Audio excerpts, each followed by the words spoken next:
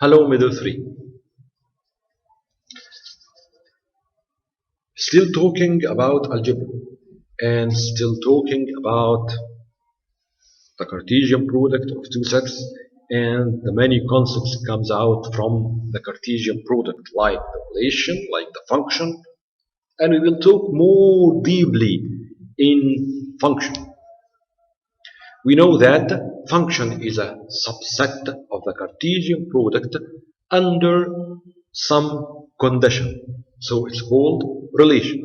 And this relation to be a function, it must satisfy another two conditions, which are every element in the first set must appear one and only one time as a first projection in the ordered pair of the relation. If the relation satisfies these two conditions, so I can call it function. And we know that the first set called the domain of the function, the second set is called the codomain of the function, and the second projections in the order of the ordered pair in the relation is called the range of the function. And of course, it's a subset of the codomain of the function. Now we want to represent how can I write the function algebraically. How can I write it? As I wrote the relation A or B, how can I write the function? And it's so easy, like that. The symbolic representation of the function. If we give a function from x to y, so x is the domain, y is the codomain, then we can represent it as the following. Function begins with letter f. So I will say that f, a function from x to y. So when I see that, I know it's a function and the domain is x. The first set is x and the second set is y, which is the codomain. So again, when I see these symbols, I read it function x to y, from x to y. And I know that this function comes out of the relation which is a subset of the Cartesian product of x crossing y. That's so easy. And it's read if is a function from x to y, as we said. If the ordered pair xy belongs to the function, then the element y is called the image. The image of the element x by the function f. All the ordered pair in the function have two projections, x and y. Okay? Y, I called it the range. Okay? Or I can call it the image of the point x by function f. Or if I have a function x equals x squared, I can represent it as that. There is no need to make an arrow, okay, or to make the where symbol, which is two dotted over each other.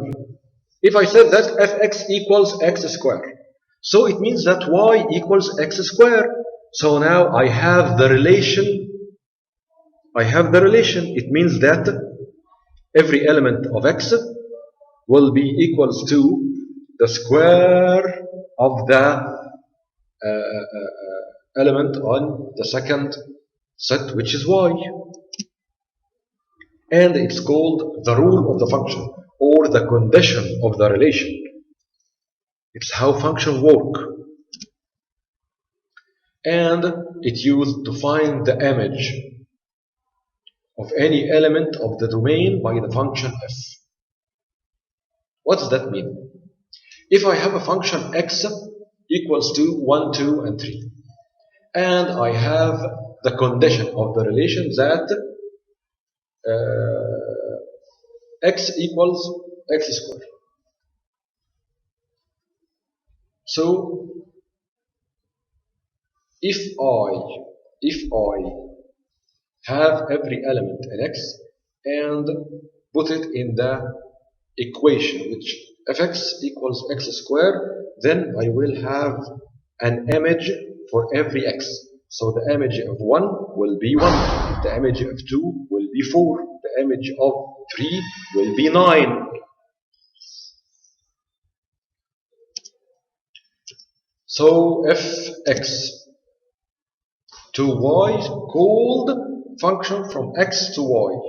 What if I have a relation on x? So the function will be function on x2. Function on x. To understand well this concept, let's see that example. If we have x equals negative 1, 0, 1, y equals 0, negative 1, negative 2, and the function fx to y, where fx give me the rule of the relation. Fx equals x squared minus 1. Find the set of the function. Find the set of the function f and represented by arrow diagram and write the range. He wants me to find the set of the function f. Set of function as a set of a relation, so it's some ordered pair which satisfy the relation x squared minus 1. So I will take every element in the first set, which is x, and represent it in the rule, which is x squared minus 1. And then I will have an image of every element in x. And I will check, is this image belong to y or not? If it's belong to y, so this ordered pair belong to the relation and also belong to the function. If the image of x doesn't belong to y, so this ordered pair doesn't belong to the function. Let's see that. He said that fx equals x squared minus 1. This is my rule.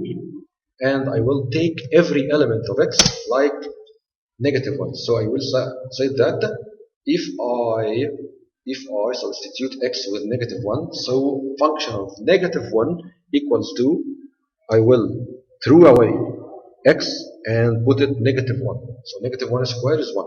1 minus 1 equals 0. So I have negative 1. The image of negative 1 is 0. So I have an ordered pair, negative 1 and 0. 0 belong to y or not? Belong to y. So negative 1 and 0 belong to the function. Belong to the function because the image of negative 1 belong to y. And we'll do that again with the second element of x, which is 0. So function of 0 equals 0 minus 1, x squared, 0 squared, minus 1, 0 squared equals 0, so it's 0 minus 1, so it's equals to negative 1. Then I have an image of 0, which is negative 1. Is negative 1 belong to y? Yes, it's belong to y. So 0 and negative 1 also belong to the function. And finally, we'll find the image of 1, which is 1 minus 1, it's equal to 0. And I will notice that 0 also belong to y. So 1 and 0 as an ordered pair belong to the function too. So now I calculate the image of all elements of x. and I find that all the image of all elements of x belong to y. So all the ordered pair of this function belong to the function. So I can illustrate the function and say that function equals these three ordered pair. If there is an ordered pair, okay, doesn't belong to the function, so I will not illustrate it in the function set. And I will represent it by arrow diagram and find its range. Range equals -1 and 0. The range is the set of image.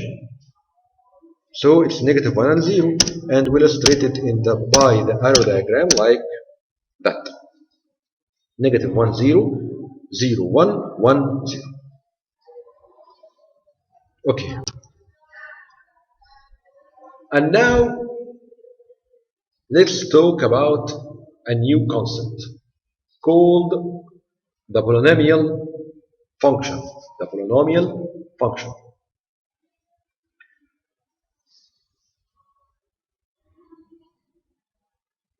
The polynomial function is a function. It's noted. But what the word polynomial means? The word polynomial means it has many terms. It's a function or it's an expression have many terms. Okay? And I can write it as it is the function f, okay, from the real number to the real number. So it's the Cartesian product of r square, where fx equals a0 plus a1x plus a2x squared plus dots plus anx bar n. What's that? What is this? But before we explain what is this, I want to add some condition where a0, a1, a2, a3 till an belong to r, and n, which is the powers of the variable, is belong to n. This function is called polynomial function. What is that? What is that? Now, the function is an algebraical expression.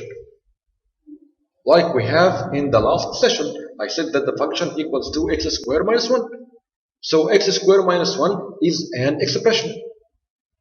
Okay? When can I call this function is polynomial function? Polynomial, it means this expression have many terms. Polynomial means many terms. Where it will be in the form of a0 plus a1x plus a2x squared. What is that? The a's, a0, a1, a2, a3 is called the coefficient of the variable. Like I said, 2x minus 1. 2 here is equals a. Or I will have an absolute term like x squared minus 1. So a0 here equals to 1.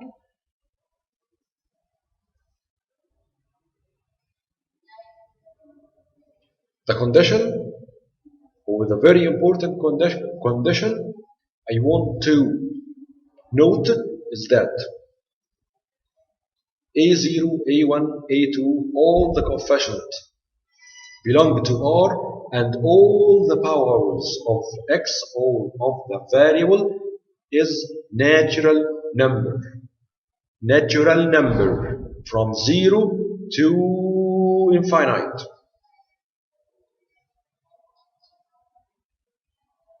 This is the polynomial function.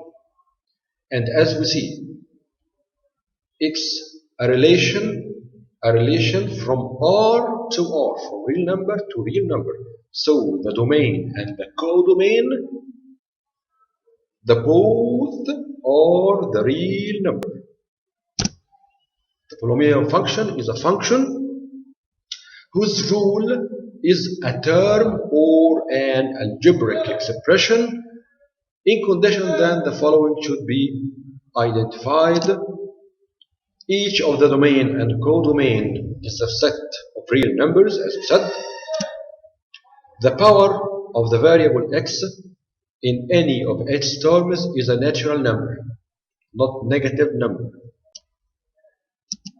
Okay, so when I said that fx equals 2x plus 5,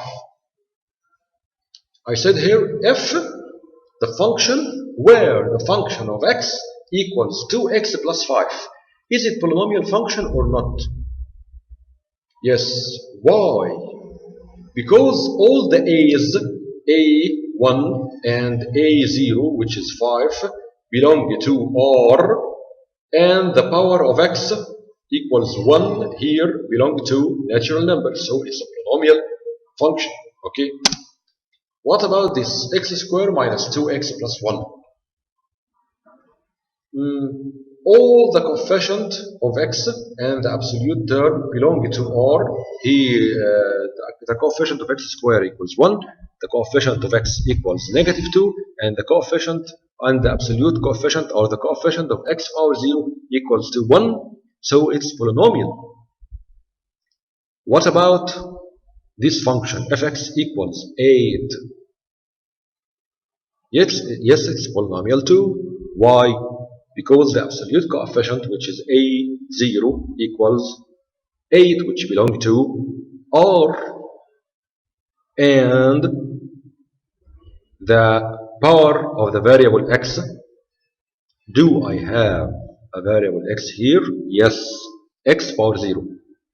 X power 0 equals 1. Okay? So I threw it away because it equals to 1. 8 times 1. But we can write it x power 0, and 0 belong to natural number, so it's polynomial.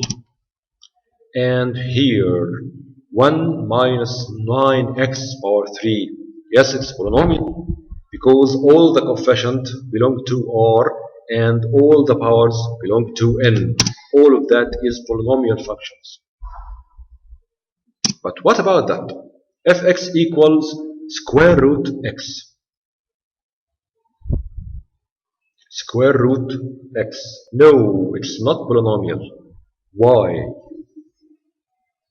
Because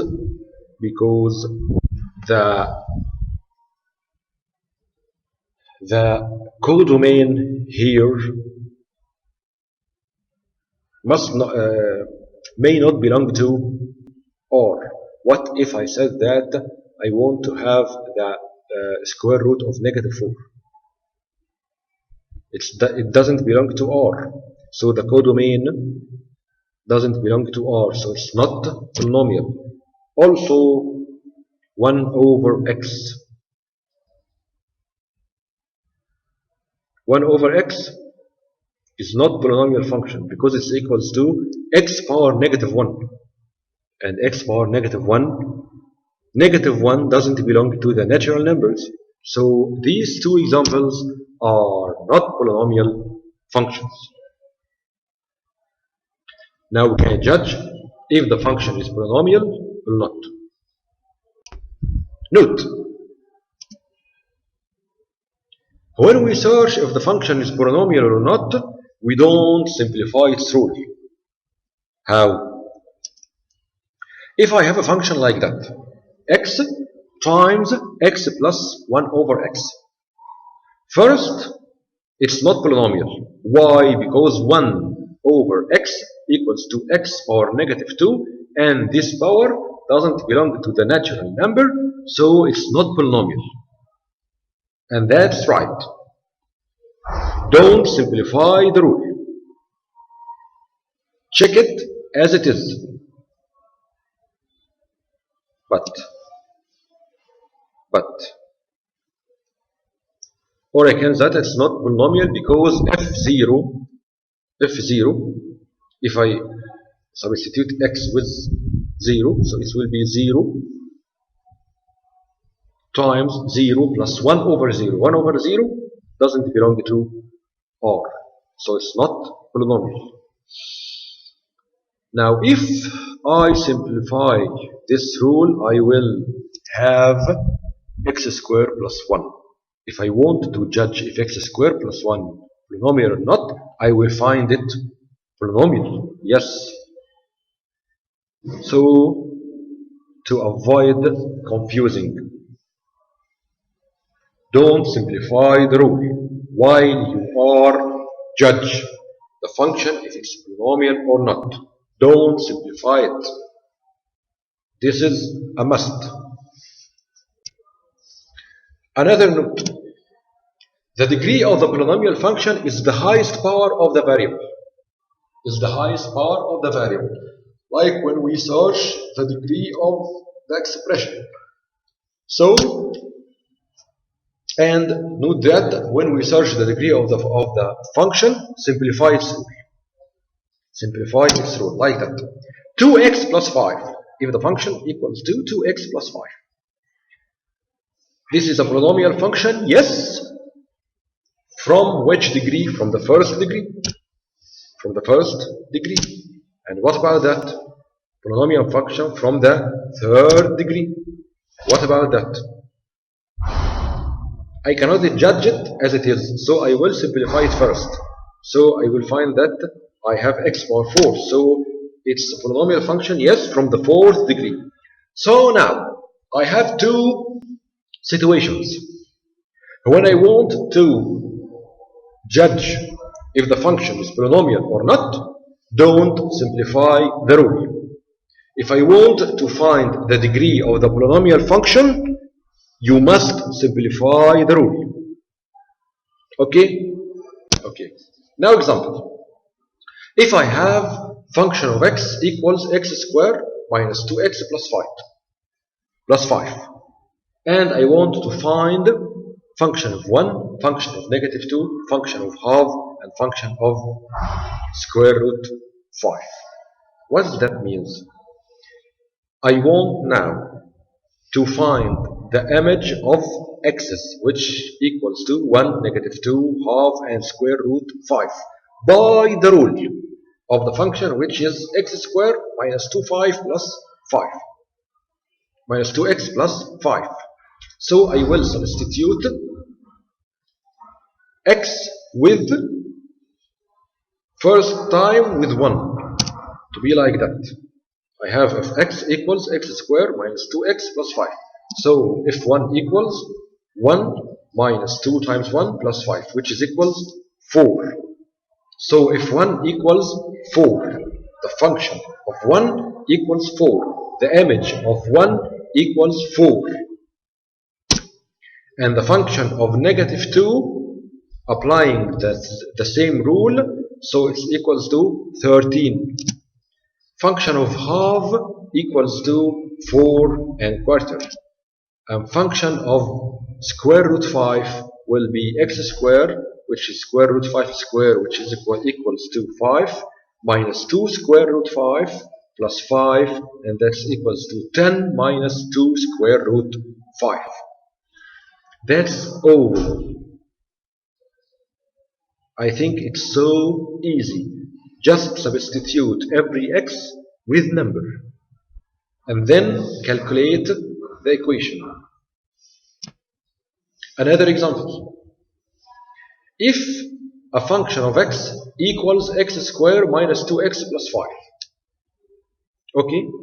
You want me to prove that the function of 2 square root 2 plus 1 equals to 2 times the function of 1 minus negative 1 minus square root 2. How can I prove that? First, I want to find the numerical value of the function of 2 square root 2 plus 1. So I will substitute every x in the rule with 2 square root 2 plus 1. This is my rule, and here I find the function of 2 square root 2 plus 1. by substituting every x with 2 square root 2 plus 1. So I will have 2 square root 2 plus 1, all this squared, minus 2x, so it's 2 times 2 square root 2 plus 1 plus 5.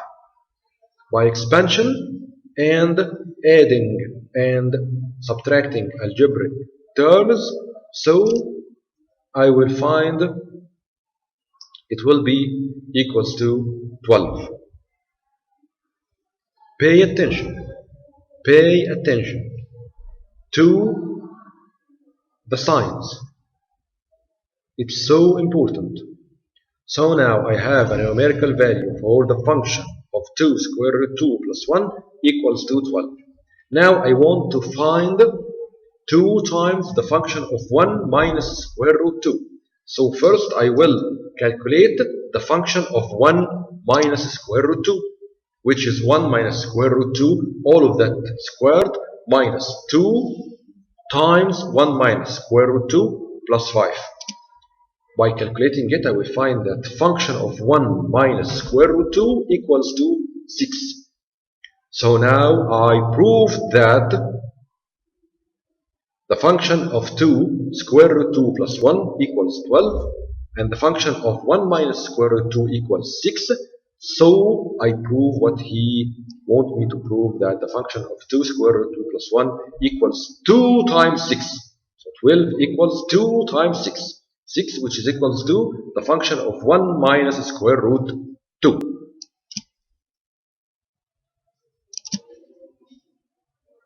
Okay?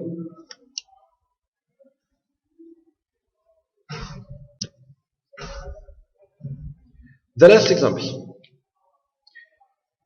If the function of x equals 2x plus b, and function of x, another function of x, I called it g, or I called it by any letter, equals x squared plus b. This is the function and this is a natural function. And if function of 2 plus function of g negative 4 equals 30. You want me to calculate the function of negative 2 minus g2. Now we must note a very important thing. The function can be illustrated by any letter, f, g, a, b, any letter. Okay? And we mentioned f2, you want me to go back to the rule of f and find the image of 2.